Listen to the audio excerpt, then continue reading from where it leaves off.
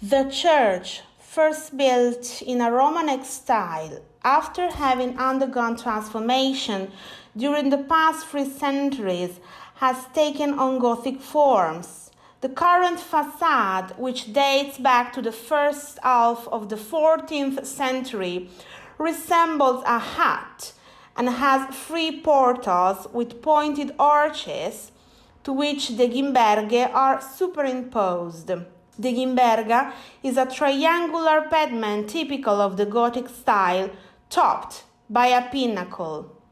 The central gimberga isn't in line with the facade but moves towards the viewer's right in order not to cover the rose window completely, thus proving the gimberghe are a more recent addition.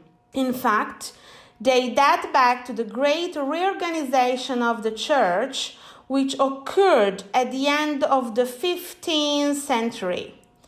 At the sides of the central gimberga, 2 monohole windows are open. The facade is adorned and made lively by a rich terracotta decoration. This type of decoration represents the fusion of artistic creation and craftsmanship. In fact, decking elements planned by the artist, leaves, branches, fruits, flowers, series of small arches, were reproduced in panels through molds that permitted the repeated use of ornamental elements. So, in Sant'Antonio di Ranverso, frames to deck portals, gimberghe, windows, sides of the church, the apse, the belfry were created. The facade also presents a painted decoration with geometric elements created at the beginning of the 16th century. The polygonal apse, dating back to the end of the 15th century, is covered with high buttresses that are mounted with pinnacles.